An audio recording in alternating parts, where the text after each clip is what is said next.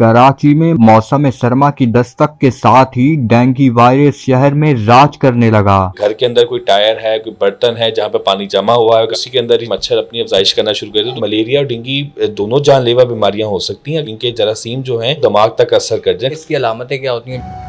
वैसे तो ये बताइएगा डेंगू वायरस का क्या बारिश से भी कोई कनेक्शन है, और इतना इसका फैलाव हर साल होता है, इसकी क्या वजूहत होती है? जैसे आपको पता है डेंगू जो है मच्छर से जो है वो एक बीमारी है, वाबस्ता है और मच्छर के काटने से बीमारी फैलती है। बारिशों का जब पानी का निकासी आम सही से नहीं होता और उसके आपको जैसे पता है कराची के हालात का कि जगह जगह गड्ढे बन जाते हैं और पानी जमा हो जाता है, तो उसमें मच्छरों की अफजाइश जो है वो बढ़ जाती है। जब मच्छरों की अफजाइश बढ़ती है तो फिर जो साथ उससे मोहलिक बीमारियां हैं जैसे मलेरिया और डेंगू, इनके केसेस में भी इजाफा एक जो है एक फितरी अमल है। अच्छा, ये बताइएगा कि इससे बचाव किस तरह मुमकिन है, इसकी क्या अलामात और एहतियाती तदाबीर के हवाले से भी ज़रा डिटेल से मुझे बताएं। देखें, इसकी एहतियाती तदबीर तो एक तो हुकूमती लेवल के ऊपर है, एक अवामी लेवल के ऊपर है। हुकूमती लेवल के ऊपर यह है कि हमारे यहाँ जो पानी के निकासी का निज़ाम है उसको बेहतर बनाया जाए। जैसे रोड्स हैं जिसमें हमारे पास पॉट होल्स बन गए हैं या जहाँ पे पानी जमा हुआ है उनके अंदर जो है उसकी सफाई की जाए और पॉट होल्स को भरा जाए ताकि वहाँ पे मच्छरों की अफजाइश ना हो सके। पब्लिक में आपके पास आता है कि आपके घर के अंदर कोई टायर है, कोई बर्तन है जहाँ पे पानी जमा हुआ है काफ़ी अर्से से, तो उसके अंदर भी मच्छर अफजाइश कर सकते हैं। हमारे यहाँ अक्सर में जो एक एसी जो है, एसी की जो पानी जो बाहर निकलता है वो भी एक बहुत बड़ी वजह होती है कि उसी के अंदर ही जो होता है मच्छर अपनी अफजाइश करना शुरू कर देते। तो हमने पानी का जो अखराज है वो घरों में भी देखना चाहिए कि किस तरह से हो रहा है और कहीं पानी जमा तो नहीं जहाँ के ऊपर मच्छर जो है अपनी अफजाइश कर सके। क्या वाकई डेंगू मच्छर जानलेवा और ज़्यादा ख़तरनाक है बाकी मच्छरों से और बाकी वायरसेस से? देखें, चिकनगुनिया भी है, मलेरिया भी है और डेंगू भी है। एक येलो फीवर भी आता है लेकिन वो हमारे रीजन में इतना नहीं है। हमारे यहाँ 3 बड़ी चीज़ें हैं। चिकनगुनिया के केसेस अभी रिसेंटली बहुत ज़्यादा बढ़ने लगे हैं, लेकिन चिकनगुनिया जो है ज़्यादातर केसेस के अंदर ज़्यादा जानलेवा नहीं आता, लेकिन उसके असरात जो हैं जिस समय काफ़ी हद तक रहते हैं। जहाँ तक बात आती है मलेरिया और डेंगू, इसमें जो है मलेरिया और डेंगू दोनों जानलेवा बीमारियाँ हो सकती हैं अगर इनके जरासीम जो हैं इनमें एबिलिटी होती है कि वो दिमाग तक असर कर जाए, ख़ासतौर पर मलेरिया के अंदर। तो उसके अंदर फिर मरीज़ का बचना जो होता है वो काफ़ी ज़्यादा मुश्किल हो जाता है, बहुत जानलेवा बीमारी बन जाती है। तो मलेरिया के असल में बस बात यह है कि उसकी दवाइयाँ बहुत सारी आ चुकी हैं और डेंगू जो है एक वायरल इन्फेक्शन है और इसकी दवाइयाँ भी बहुत महदूद हैं।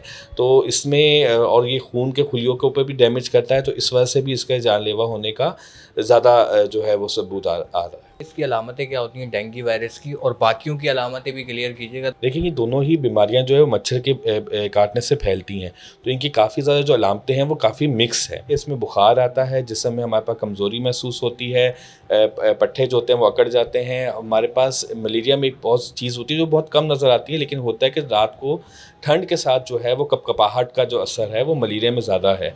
और जैसे अगर आप डेंगू का ले लें तो डेंगू के अंदर क्योंकि हमारे पास सफ़ेद खुलिये जो होते हैं वो जिस्म में कम होना शुरू हो जाते हैं, तो जिस्म के अंदर जो है वो लाल रंग के धब्बे जो है वो नुमायाँ होने लग जाते हैं, लेकिन ये दोनों ही बहुत एंड के ऊपर आते हैं।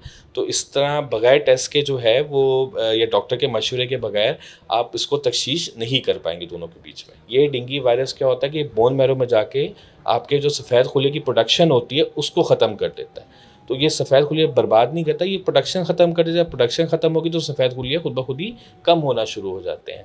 तो उसको अभी कोई हम नहीं कह सके, लेकिन इसमें ये होता है जब अगर सफ़ेद खुलिये हद से ज़्यादा कम हो जाएँ तो डॉक्टर जो होता है वो मसनूई जो हमारे पास डोनर का लिया हुआ जो सफ़ेद खुलिये होते हैं वो लगा के मरीज़ के इलामतों के हिसाब से वो देख के वो लगा देते हैं। इसके अलावा जो होता है इसके अंदर हमारे पास डायरिया भी है, वॉमिट उल्टी मतली भी आती है, इसमें हमारे पास जो है वो दिल की घबराहट भी है, इसमें हमारे पास और भी जो असरात आते हैं डेंगू वायरस से उसके हिसाब से फिर दवाइयाँ जो है वो एडवाइस की जाती है। अगर इसमें जो बच्चों को और बड़ों का, जैसे अगर कोई टीनेज में है, कोई बुढ़ापे में, तो उन पे ज़्यादा क्या ये कोई असरअंदाज होता है या खातूनों पे ज़्यादा असरअंदाज होता है, इसको भी क्लियर कीजिएगा। देखिए, जो ये डेंगू का वायरस है ये हमारे रीजन के साउथ ईस्ट एशिया के रीजन के अंदर ही ज़्यादा पॉपुलेट किया है अभी रिसेंटली, और इस पर भी डाटा भी आ रहा है और उस पर चीज़ें हो रही हैं। लेकिन हाँ, ये बात ज़रूर है कि बच्चों में और बूढ़े एज के अंदर इसका ज़्यादा असर आ रहा है, और ख़ास तौर पे हामला औरतों के अंदर वो भी एक बहुत बड़ा रिस्क फैक्टर के अंदर होती है, क्योंकि उसके अंदर बॉडी की इम्यूनिटी वैसे ही कम होती है और यह वायरस भी काफ़ी जानलेवा होता है, तो वो इसके रिस्क में ज़्यादा आ जाते हैं। अच्छा, डेंगू मच्छर जो है वो पहला इसका क्या स्टेप होता है? काटने के बाद इंसान को पहले दिन या दूसरे दिन से एहतियाती तदाबीर और अलामतें महसूस होने लगती हैं, कुछ वक़्त लगता है? एक और चीज़ जो मैं कहना चाहूँगा कि लोग जो होते हैं इसके अंदर जो है बहुत ज़्यादा जो है शुरू के अंदर बातें आई थी कि पपीते का पत्ते पी लें या नीम के पत्ते पी लें और फलां कर लें।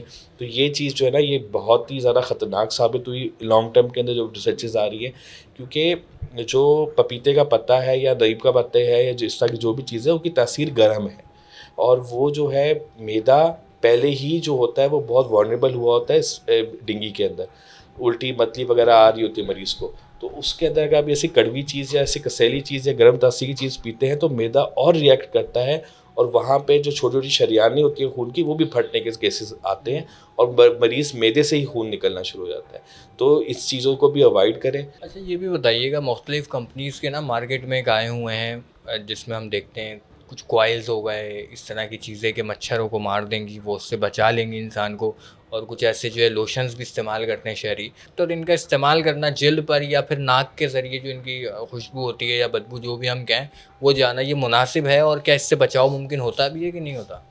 नहीं, जो मॉस्किटो रिपेलेंट हैं वो जो स्किन के ऊपर इस्तेमाल करना जो है वो एक इफ़ेक्टिव तरीका है। तो इसमें आप कोशिश करें कि आप किसी मियारी कंपनी का इस्तेमाल करें। इसी तरह मच्छर मार कॉइल्स होती हैं और मच्छर मार स्प्रे भी आते हैं, उनके अंदर भी वही क्वालिटी का मसला है कि ये दोनों चीज़ें ही इफ़ेक्टिव हैं।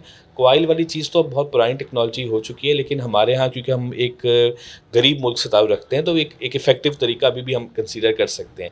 लेकिन इसके बाद तरीका ये है कि आप कॉइल कमरे में जलाई है तो उसके बाद मच्छर के मरने के बाद आपने कमरा खोल देना है ताकि जो तो वो टॉक्सिक फ्यूम्स हैं वो कमरे से डिस्पर्स हो जाए। हमारे यहाँ आदत ये है कि वो कॉइल जलाया और साथ ही उसके सो गए, तो वो जो टॉक्सिक जो मच्छर मारने के लिए चीज़ है वो फिर आपके फेफड़ों में भी जा रही है, तो उसको कमरे से हवा को निकलने का टाइम दें।